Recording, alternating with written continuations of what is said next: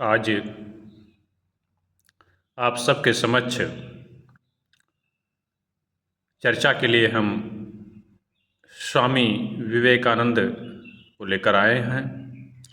हम इनके व्यक्तित्व और कृतित्व पर संक्षिप्त प्रकाश डालेंगे। मूलतः इस नश्वर धरा पर इनका कर्म क्षेत्र 1863 से 1902 के बीच रहा है।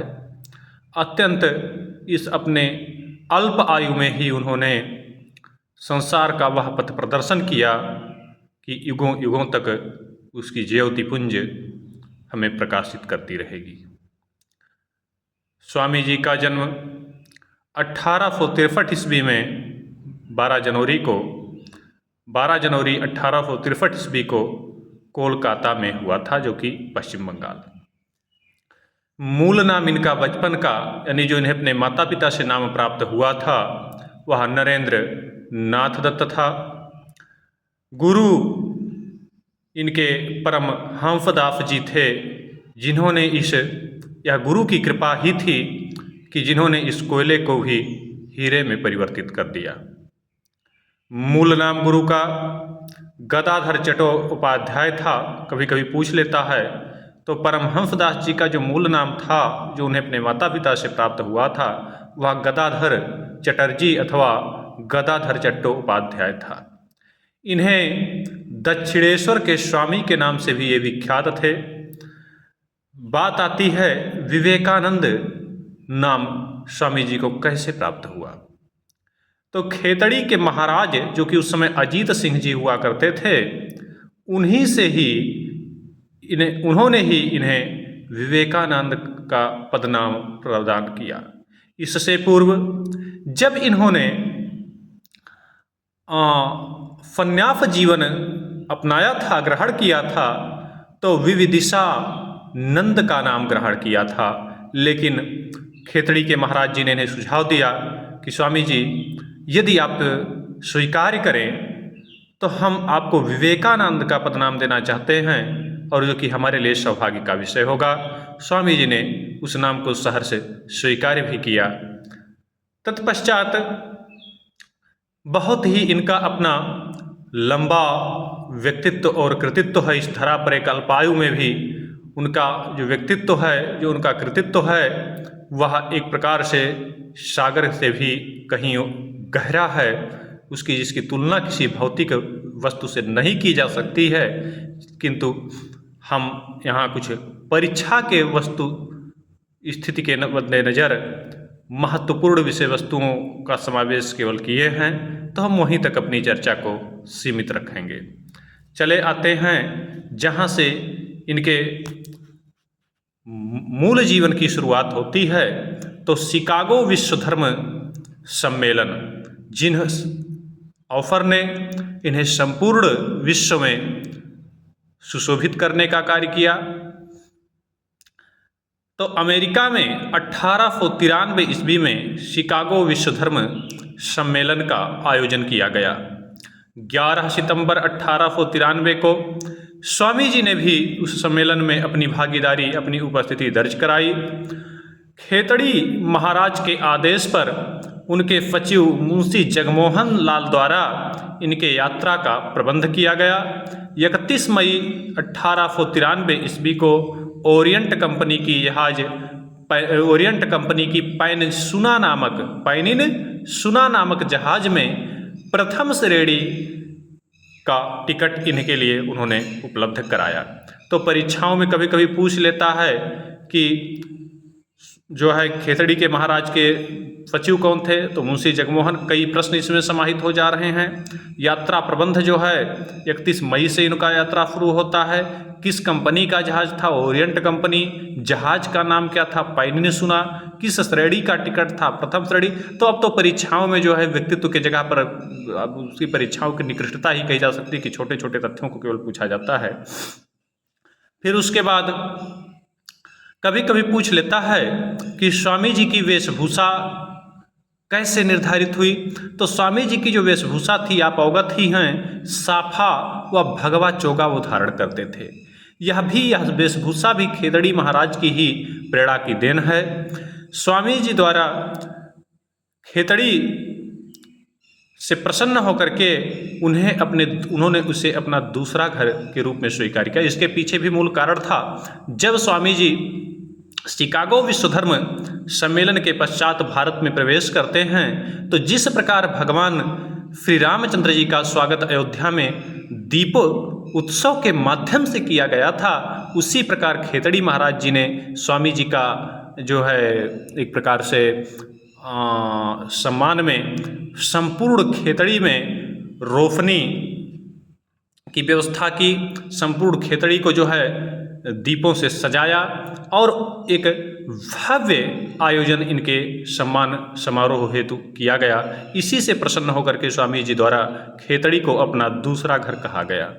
रामकृष्ण मिशन की प्रथम शाखा स्वामी जी द्वारा खेतड़ी में ही प्रारंभ किया गया। जो रामकृष्ण मिशन था उसकी जो प्रथम शाखा थी, उसकी शुरुआत, उसका फ्रीगणेश स्वामी द्वारा खेतड़ी में ही किया गया। और कभी कभी पूछ लेता है कि 108 मंदिरों का शहर किसे कहा जाता है, तो खेतड़ी को ही 108 मंदिरों के शहर के रूप में भी जाना जाता है।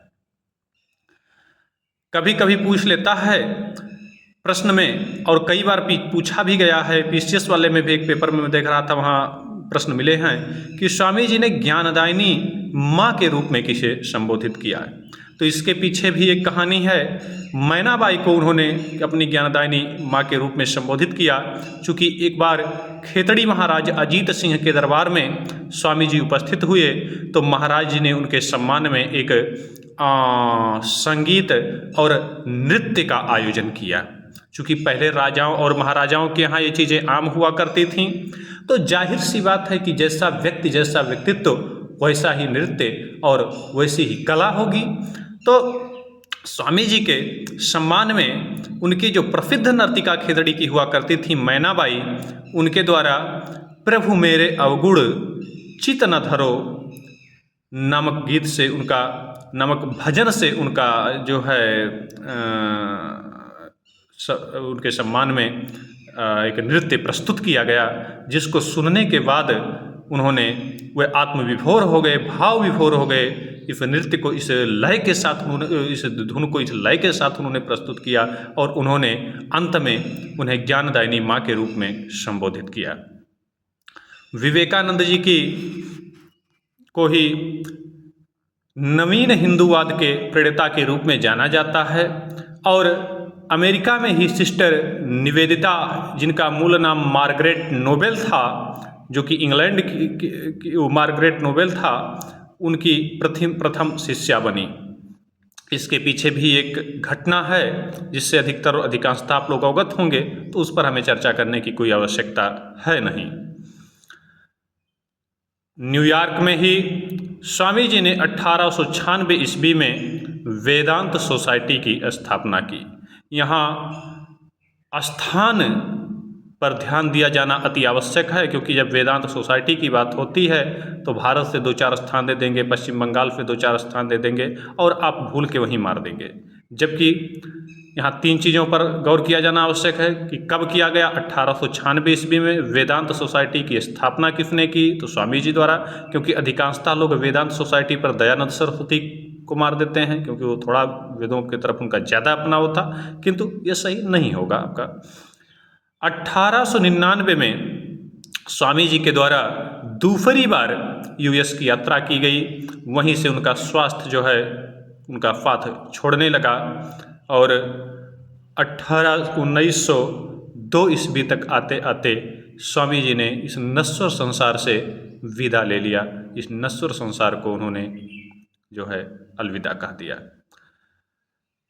स्वामी जी के द्वारा 2 समाचार पत्रों का संपादन किया गया, जो थे प्रबुद्ध भारत और उद्बोधन। प्रबुद्ध भारत का संपादन अंग्रेजी भाषा में किया गया और उद्बोधन का संपादन बंगाली भाषा में किया गया।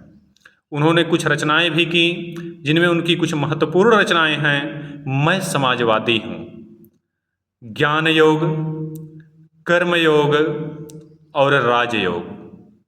अब कभी कभी दे देता है कि स्वामी जी की 3 पुस्तकें हैं, ज्ञान योग, कर्म योग, भक्ति योग, राजयोग। तो हम लोग उलझ जाते हैं, भक्ति योग मार देते हैं, जबकि ऐसा नहीं है। वो 3 योगों पर चर्चा करते हैं, ज्ञान योग, कर्म योग और राजयोग नामक उनकी 3 पुस्तकें हैं। रामकृष्ण मिशन की स्थापना स्वामी जी के जीवन की एक महत्वपूर्ण घटना रही, जो उन्होंने अपने गुरुजी के सम्मान में 1 मई 1897 को बेलूर नामक स्थान पर कलकत्ता में रामकृष्ण मिशन की स्थापना की, जिसका ध्येय वाक्य है आत्मनो मोक्षार्थम जगत हिताय च, यानी स्वयं के मोक्ष व संसार के हित हेतु। 1898 ईस्वी में भारत सरकार द्वारा रामकृष्ण मिशन को गांधी शांति पुरस्कार से सम्मानित किया गया, प्रदान किया गया। सर्वप्रथम मठ की स्थापना स्वामी जी ने वारानगर कोलकाता के ही समीप इसको की स्थापना की, बाद में इसका स्थान वेलूर में कर दिया गया। तो कभी कभी पूछ सकता है प्रश्न कि रामकृष्ण मिशन की स्थापना सर्वप्रथम कहाँ की गई थी, तो वारानगर में, बाद में इसे स्थानांतरित करके वेलूर में कर दिया गया। मिशन का दूसरा मठ अल्मोड़ा के मायावती में स्थापित है और अंततः स्वामी जी के एक महत्वपूर्ण उद्बोधन के साथ, जिससे आज हर भारतीय को ध्यान देना चाहिए और यह एक प्रकार से मन को भाव विभोर कर देने वाला है, झकझोर देने वाला है। जिस परिस्थिति से हमको लोग गुजर रहे हैं, वो कहते हैं कि मैं उस प्रत्येक शिक्षित युवा को देशद्रोही मानता हूँ जो देश के गरीबों के पैसे से शिक्षा तो प्राप्त कर लेते हैं किंतु इनके लिए कोई प्रयास नहीं करते। तो हमें इस उद्बोधन पर गौर करना होगा कि किस प्रकार से जब हम अपने पिछड़ के जीवन में होते हैं, एक शिक्षार्थी के तौर पर होते हैं और विभिन्न कष्टों का सामना करते हुए किसी के सहायता से, किसी के मदद से, और जब हम सरकारी भी शिक्षा प्राप्त करते हैं तो आपको पता होना चाहिए कि जो भी पैसा सरकार के द्वारा लगाया जाता है उसमें उन भी करदाताओं का पैसा जुड़ा हुआ है जो अपने खून और पसीने की कमाई वहाँ पर लगाते हैं, जो दिहाड़ी की मजदूरी करके एक वक्त का भोजन भी जो है 2 वक्त का पूरी संतुष्टि के साथ नहीं कर पाते हैं, उनका भी पैसा जुड़ा हुआ है। तो कहीं ना कहीं जब हम एक संघर्ष के पश्चात किसी मुकाम पर पहुँचें तो हमें अपने दिनों को याद रखते हुए ही सही उनके लिए भी कुछ कार्य अपने जीवन में अवश्य करना चाहिए। हम लोग इसका